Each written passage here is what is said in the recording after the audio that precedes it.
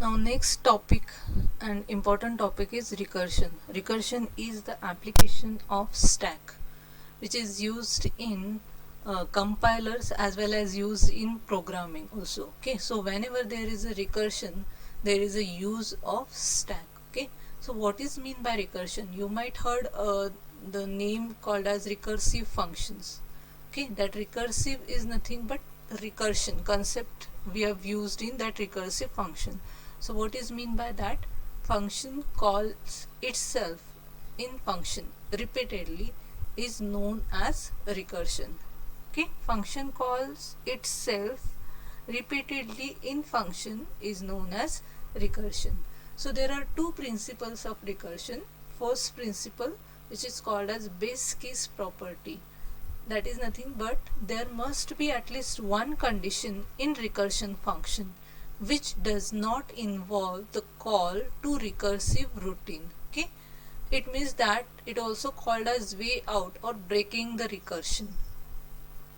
So there must be at least one condition in that recursive function which gives you the exit from that recursion. Okay, that is known as way out of the sequence of recursive call and also known as base case property. Okay, base case property. And second principle is that invoking each recursive call must reduce to some manipulation and must go close to this base case property. Okay, for every recursive call there must be some manipulation, there must be some addition, subtraction, and due to that manipulation the condition must close to this base case property. This base case property when get occurred, okay, when this base case property occurred, we are exit from the recursive function, and it should be necessary to exit from the recursive function, otherwise it goes in infinite time to the recursive routing. Okay, these are the principles of recursion. Now we'll see one example of recursion and how the stack is used in that recursion.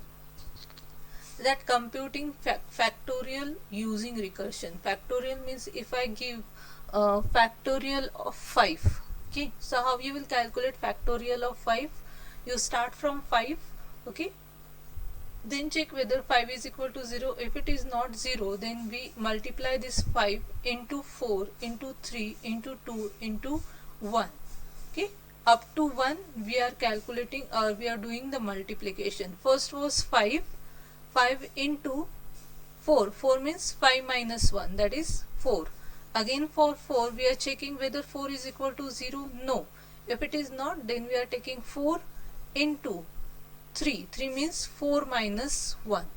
Likewise we are multiplying the number every time until we get n is equal to 0. Okay, so how to write a code for this factorial using recursion or using recursive function? Then read the number for which you want to calculate factorial, take that number into n variable. So if n is equal to 0, if this condition, this is called as base case property. This is called as base case property. Okay, this is the exit criteria from the recursion.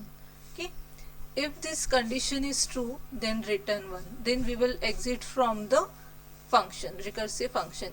If this condition is not true, then what we are doing? We are returning by calling the function, same function, fact function, with the value n minus 1. That is, previously suppose n is equal to 5, we are calling fact n minus 1 means 5 minus 1, 4. For 4 again we are checking that whether n is equal to 0. No. Then we are going into else part. Here we are calculating 4 into fact, again calling the function, same function with value n minus 1. This time n value is 4. 4 minus 1, that is 3. Okay, for 3 again we are checking whether 3 is equal to 0. No. Again we comes in else and calling the function with 3 into fact 3 minus 1, that is 2. For 2 again fact function get called. Likewise the function get called until we get n is equal to 0. Okay, for example, we are here, n value is 1, 1 into fact 1 minus 1 0. When we call this fact function with value 0, at that time this condition becomes true and it returns 1. 1 to whom? This value returned to whom? This value returned to the previous function, that is fact 1. Okay, we will see in next slides how it works. Okay, so on each call the computation goes close to the base condition. See, what is our base condition? N value should be 0. First it was 5, then n minus 1, it becomes 4, then 3, then 2, then 1 and 0. So when we are calling this function, every time this value goes close to this base condition. Okay, this is the principles of recursion, and it should be in every recursive function or in every recursion. Recursion using stack. How the stack get used in recursion? So recursion is supported through the use of runtime stack.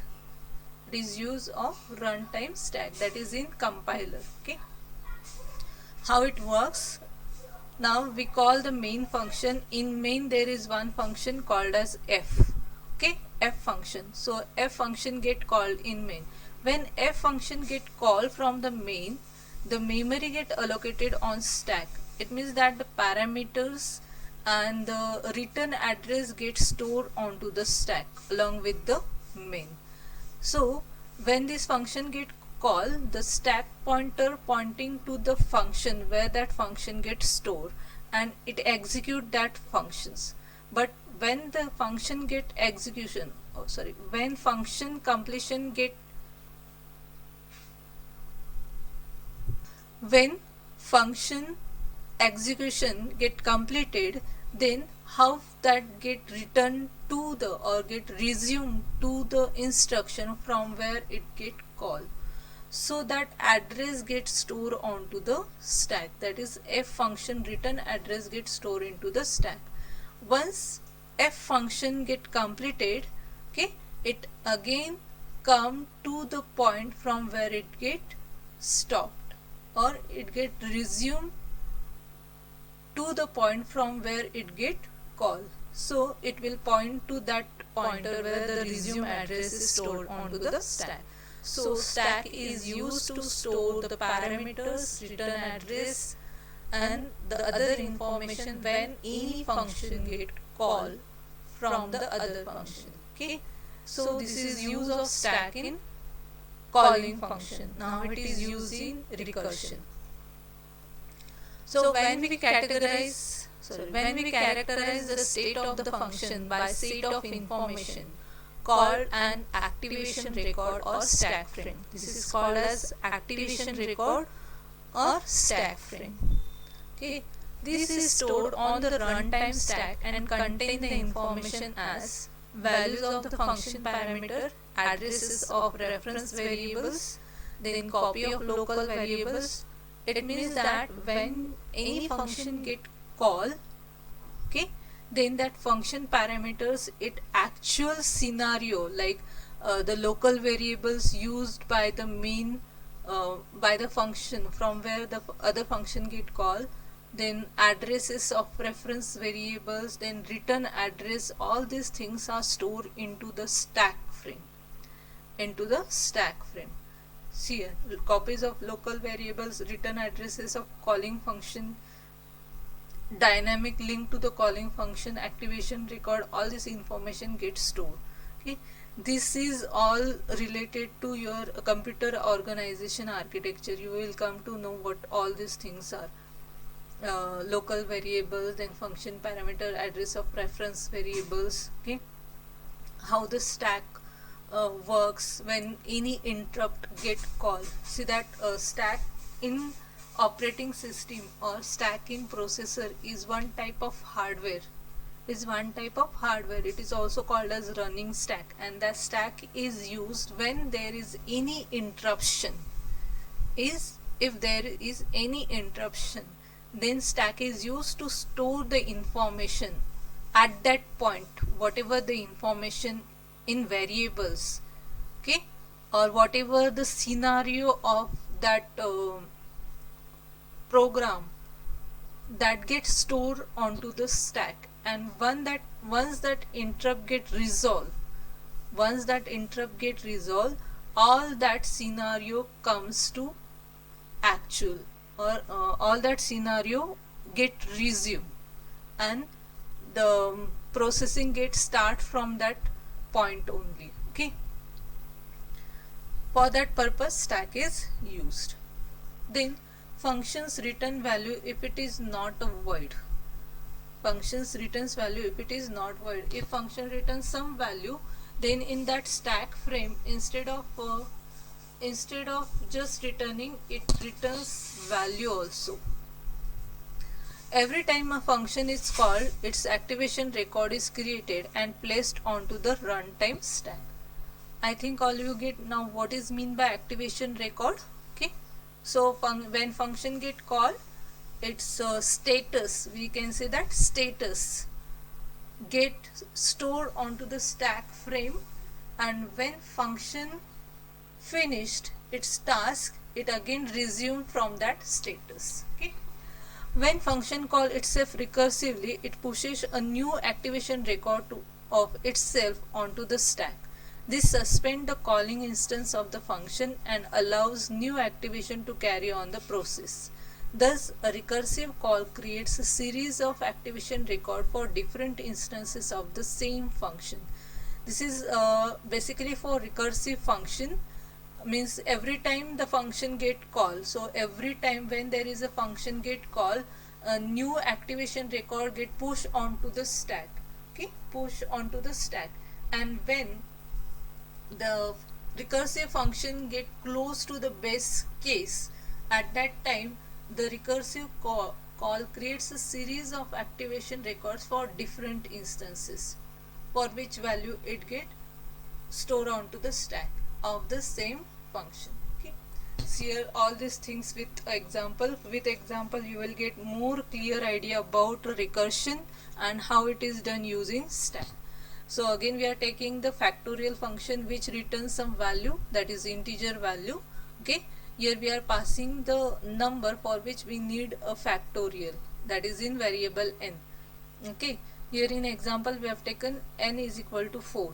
So for 4 fact function get called, then check whether 4 is equal to 0. No, so it goes in else part. Okay, here is some manipulation that n becomes in x variable, and we are calling fact function with x. N value is 4, so x is also 4. We are calling fact 4 minus 1, that is 3, that is stored in y. Okay, when there is a calling of function, okay, whatever the remaining variables, values and status that get stored onto the stack with a call function, that is fact x minus 1. So this is the initial condition. We are calling fact function with 4 value. In that again we are calling a function fact, that is 4 minus 1 3, fact 4 minus 1 3. It is called as activation record. This activation record store all the status when we call this fact 3. Again fact with value 3 is get called. 3 is not equal to 0, so it goes in else part. Store all the record with fact. Again calling of function factorial with 3 minus 1, that is 2. So here again activation record get added into the stack, top of the stack. Okay, fact is equal to 2. It store all the values or status when that fact 2 get called. Then fact 2, check whether 2 is equal to 0. No, so it goes in else part. Again call fact 2 minus 1, that is 1. When we activation record gets stored on the stack along with all the information when that fact 1 get called. So 1 is not equal to 0, so it goes in else part and call 1 minus 1 0. So here is 0. Now this condition is true. N is equal to 0, best case, so return to previous function call. Okay, so return 1. So this 1 get returned to where? From where this fact 0 get called. Fact 0 get called from where? This fact 1. Okay, this fact 1. So when this fact 0 get written, it written along with some value. What that value? Written 1. So 1 get written here in fact 1.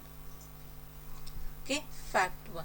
So after that statement, okay, when we written at fact 1 here, okay, after this statement, what is next statement? X into y. So for this function, return value is 1, x value is 1, so 1 into 1, f is 1. So it get written f. Where it get written?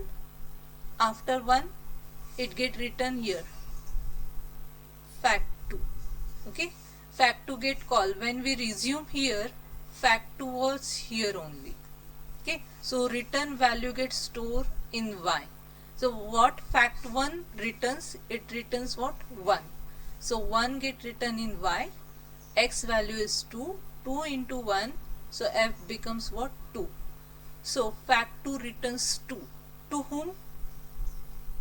To previous function, from where it is called. It is called from fact 3 here.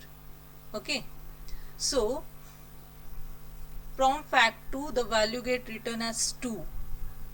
X value is 3. 3 into 2 is 6. So this f3 returns 6. To whom? It returns to the function, okay, from where it is called. So from where it is called? Fact 4. From fact 4 it is called. So fact 3 returns what? 6. So 6 gets stores in y. 4 into 6 is equal to 24, and 24 is in f, and it returns to the function from where this fact 4 is called. So consider that fact 4 is called from main function. So to main function this value 24 get written. 24 get written. So the factorial of 4 is equal to 4 into 3 into 2 into 1. So 1 returns 1, 2 returns 2, then 3 returns 6, and 6 returns 24. So the factorial of 4 is 24. So that how in recursion stack get used. So stack is used for storing the status when any function get called from the other function. I think you get the idea about recursion and how recursion use the stack.